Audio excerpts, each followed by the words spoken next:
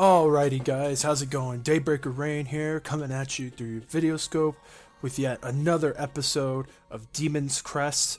So we're over in the demon world. We left off where I had fought that green gloop thing full of eyes and gotten Buster. Oh, actually, so since I have Buster, I'm gonna go back to the Coliseum and go get me a health upgrade.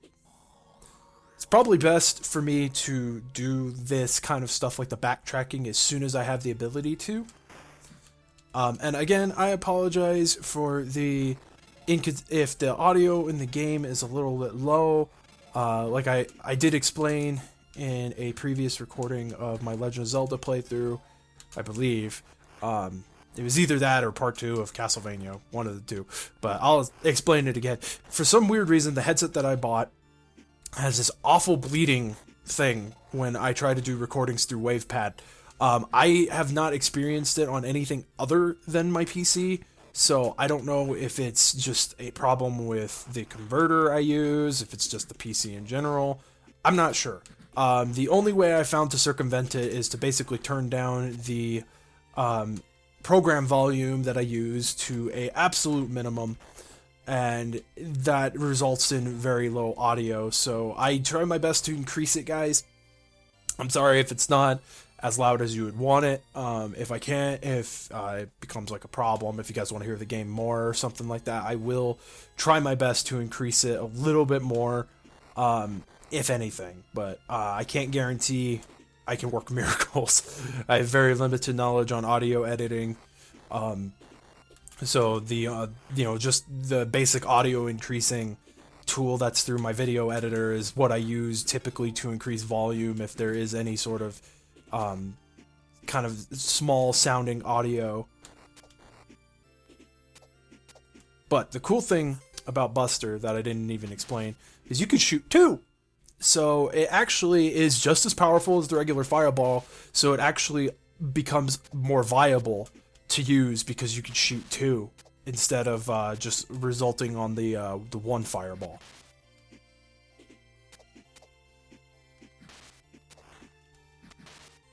That's what I love about figuring out that that's where you get Buster and how early on you can get it.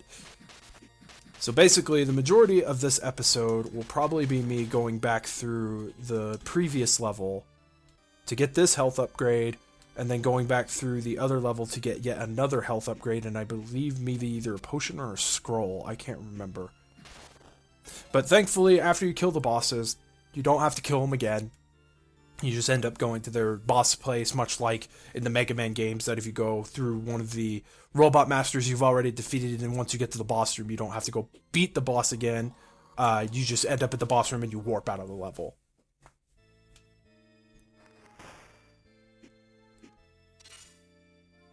So one of those things that I brought up in the last episode was of how expensive this game is to get physically. And while I am in the kind of the know about the retro market and sort of how it works, I can't per se tell you why this game specifically.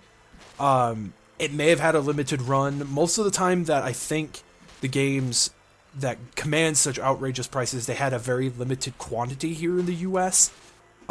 Because I do know that several games, especially when it comes to like the Japanese versions of games, like the Famicom versions, are actually cheaper to get a hold of than Super Nintendo, or let me rephrase. The Famicom versions of either NES or Super Nintendo are sometimes a lot cheaper to get a hold of than the US counterparts. I believe why that is, like I said, is they had limited quantity runs. I do know that that's the same reason why some Sega Saturn games, are actually a hell of a lot easier to get a hold of the Japanese versions as opposed to the US versions, just because of the fact that the US versions had such a limited run, so it really is hard because there's only so many copies still floating around in circulation. One of the ones off the top of my head that I know that is super easy to get a hold of, the Japanese Saturn version, is the original House of the Dead. The US version of House of the Dead on Sega Saturn is actually ridiculously expensive. and for no good reason. I think a lot of Saturn games in general are expensive. I found out that there's one I have loose copy that is pretty damn expensive, and I didn't realize that, and that's the Shinobi game. Shinobi Legends, for anybody who wants to check that out. It's an interesting game. It plays exactly like Shinobi, what you would expect what a Shinobi game would play like, but it's all digitalized actors with digital cutscenes. It's like full motion video. It's actually kind of an interesting specimen. And I have a loose copy of it, thankfully. I might actually do a playthrough of that. It wouldn't be too... I was actually thinking about doing Saturn games. There was a couple Saturn games in my mind that I actually wanted to stream. Stream and to also record at one point. I might actually do a playthrough because, as far to my knowledge, one does not exist, a complete playthrough at least, of Solar Eclipse, which I believe is called something, I believe is called Titan Wars in the Japanese and the other parts of the world versions of the game. But no one, I don't believe anybody's done a complete playthrough of that game. And believe it or not, I know a lot of people are going to be blown away by this, that actually happens to be my favorite Sega Saturn game. Like, it was the very first Saturn game I beat. Surprisingly. I think the one shortly after that I beat was Nights into Dreams, but I think everybody who's owned a Saturn, or at least is familiar with the Sega Saturn, has probably played Nights into Dreams at least once in their life. That's pretty much the pinnacle game, I think. A lot of people, like, when you say Sega Saturn, to me, it's Panzer Dragoon. Again, another game I have beat Panzer Dragoon. I know Panzer Dragoon is one of my favorites, too. Like, I have a lot of favorites. Like, I can't tell you that I have a specific, like, definitive favorite of most console games, but there are definitely lists of games that I would recommend beyond all others, and I know that Panzer Dragoon is definitely one of them on Saturn. I can't recommend Solar Eclipse or Titan Wars, depending on the region that you live in, unless you're into that kind of thing. It's definitely no Star Fox. I can tell you that. It's no Star Fox 64, but I really do feel it's an awesome game for what it is. It's dated. It's definitely dated, but I still enjoy playing it. Okay, so we're already pretty heavy into this episode, so hopefully I can at least get one or two bosses in, or maybe one boss in for this part. I do know that backtracking sort of takes up, and I don't mean to do that as like a way to kill time,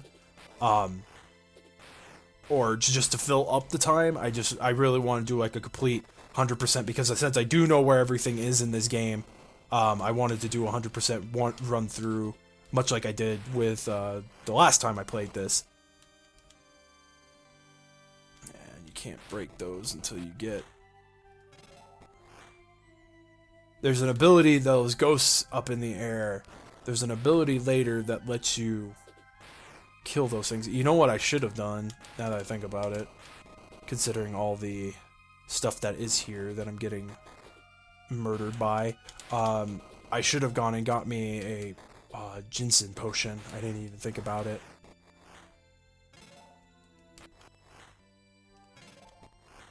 But that's alright. I think I'll do okay without it. Hopefully. Actually, no, I think Buster can destroy those guys, if I remember right. Okay, I can't remember what's the more viable thing to use in this boss fight, per se. It's been a minute. I don't always remember. It always comes to me, like, while I'm in the midst of playing something. That's usually how these work. But I know Buster is good, because I can shoot two, and it has the exact same... I think he hits for 2 damage. This is the only reason why I don't like this fight. It's not a fight per se that you have to do. Actually, no. I think to progress, you do have to hit all the optional, like, quote unquote, what would be considered optional bosses. I think you do actually have to fight them. He seems easy, but I think the thing that makes him hard is that he hits hard. He hits you for 2 damage if he hits you with that blade of his. Or even if you just, yeah. Like, so I already have just like one more hit. If he hits me again, I'm dead. Yeah. You know what? I have time. You know what? I'll retry, like, once more. And see if I can do it with full health. I forgot it flippin' sends you all the way back to the beginning of this area.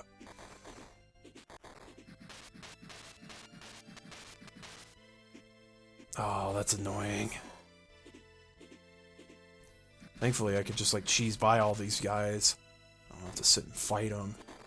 So I'll be here all day.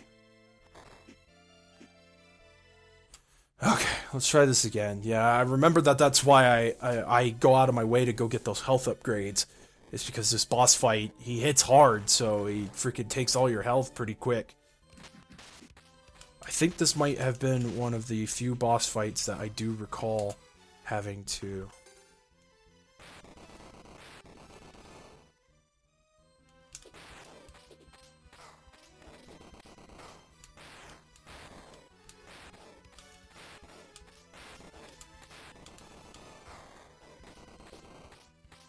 I can't tell if that's doing anything more than what I was doing before. Okay, definitely not the greater option. The only problem, like, I know that the ground gargoyle does more damage. Typically does more damage. As you can see, like, Buster's taking a while to kill these little guys. But I do know that, yeah, I remember Buster can break these guys' armor. But the ground gargoyle just freaking, you know, wrecks their face. So yeah, I do remember that he does do more damage, but it's a freaking pain in the butt because you can't jump over this dude. But you're constantly switching back and forth between stuff, so it might as well be viable that I try to hit him.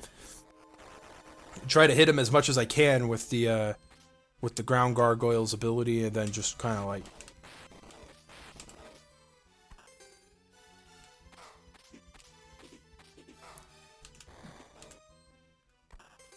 I'm not doing a good job of demonstrating.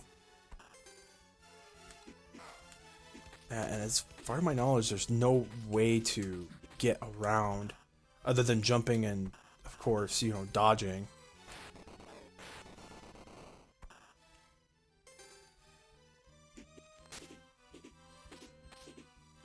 Oh, look, I think I made him yellow. Oh, yeah, that's right. Yeah, the ground gargoyle is freaking insane.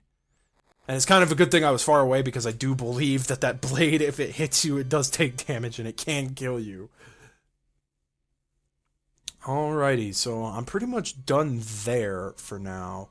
So, and I'm already at 13 minutes, guys, but I am going to try to squeeze at least a little bit more out of this playthrough. So we're going to go grab me a Ginseng Potion real quick, and then we'll head to level 3.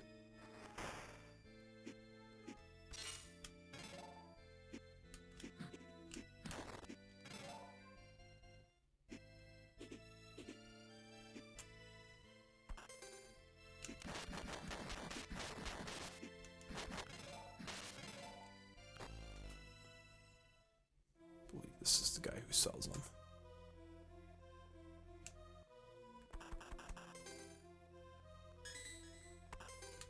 Cool. Okay, so we will try to squeeze one more boss fight out of this. Try to. Can't guarantee it.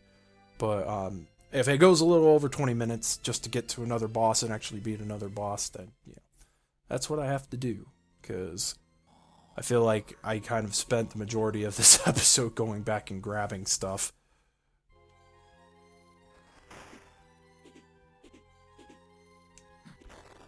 Okay, I'm trying to remember what is the more beneficial route to take. I can't remember...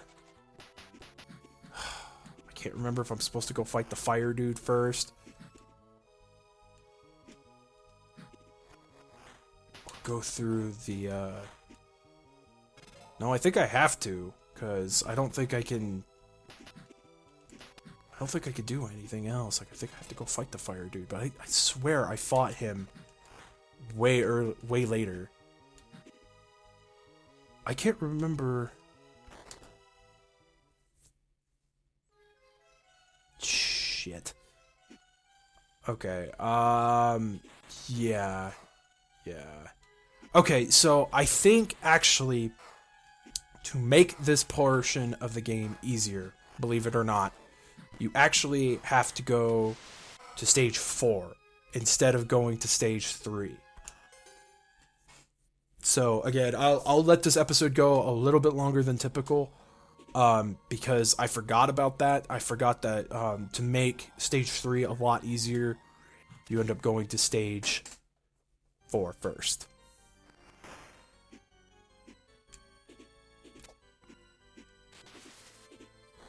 And I don't know about you guys, but the music in this game, if you guys can hear it, I freaking love the soundtrack to this game. Like, it's so different. It's so different as opposed to what you like. You know, I think that's kind of what was so cool about the Super Nintendo, is just the the different like ranges of music that there were in it. You know, because like it's not like the typical like kind of like kid-friendly, you know, happy sort of tones of like Mario or whatever, but it's like you've got like this gothic kind of music for Demon's Crest, and then I do kind of at least the first track of the game. I know a lot of people will probably beg to differ, but I do like the first track at least for Castlevania's Dracula X. I do like Castlevania 4's music as well.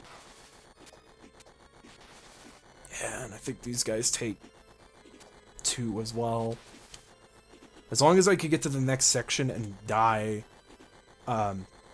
it'll spawn me at the next section of the level.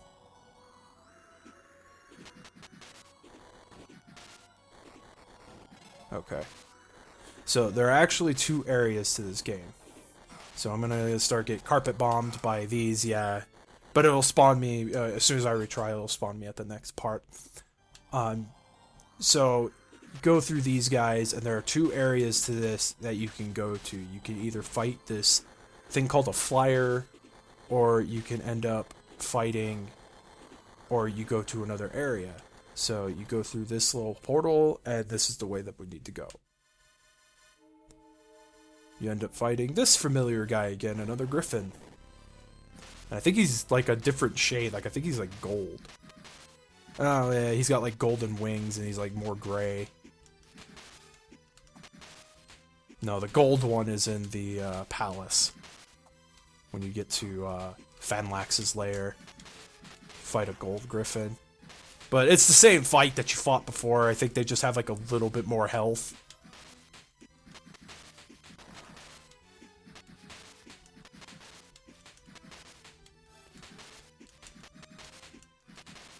Yeah, see, it took just a little bit longer to get him to start turning red. But with Buster, since I could shoot a lot faster, makes it kind of a bit easier. Okay, and I know that's technically a boss, but I won't stop the episode here. I'm going to go ahead and try to get to the next boss. Shouldn't be too hard to get to him. Yeah, and that guy doesn't give you any sort of upgrade whatsoever. He just gives you a full health. But that's alright. I've got a pretty decent health bar for right now.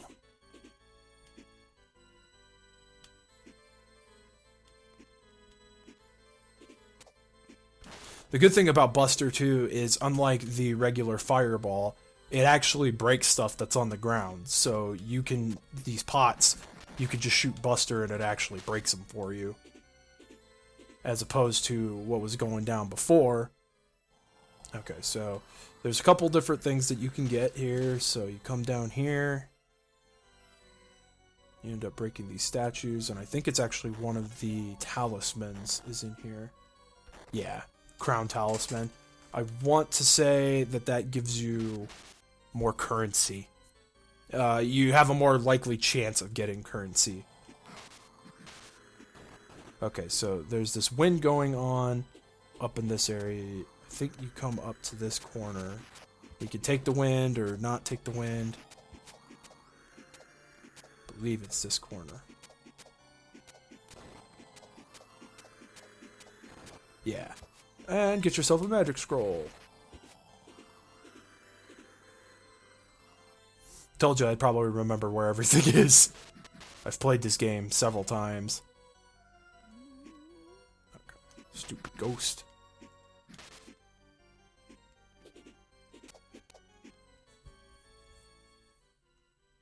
Alrighty. Got one more boss to face. I'm going to try to get through this boss, and then we'll kill the recording for this episode. Nice to see you again, Firebrand. There shall be no mercy for you this time. And Arma's green. That's because he's got a different crest with him. And he's got some... He's pretty much the same fight, just with a few slightly different mannerisms. Other than the fact that he's green, he does have a different attack that he can do. As I jump into him like a moron.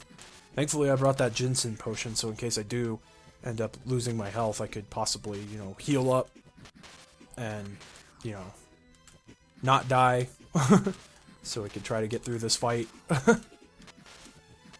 Yeah, see, he'll do this tornado thing that lifts you up into the air. It's kind of dumb, though, because you can just, like, fly... Like, it doesn't hurt you, which is the funny thing.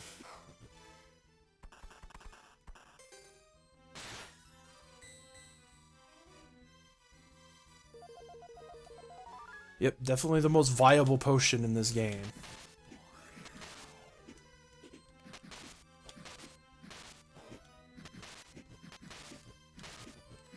I'll probably do it off screen, but I know for the optional boss that is in this game, I will probably have to grind up for some currency so I can get the, so I could go ahead and get the Ginseng Potions maxed out.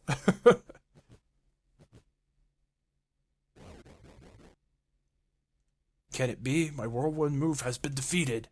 What are you? Goodbye for now, Firebrand. I'm a badass is what I am. Alrighty. You have found the Crest of Air. With it you can morph into a gargoyle and soar higher into the air. So you could turn into a flying gargoyle with a wind attack that cuts through stuff. And you also have the ability to fly however high you want, and wind doesn't affect you. So you could go back to that level, and all those parts with the wind won't bug you anymore. But we'll save that for the next episode, guys. Thanks for tuning in. Hope this wasn't too long. I know it ran a little bit longer than the last episode, but I kind of ended up having more or less quote-unquote filler in there because I was getting extra stuff. But anyways, guys, this has been Daybreaker Rein, and I'll catch y'all on the next one. Take it easy, guys.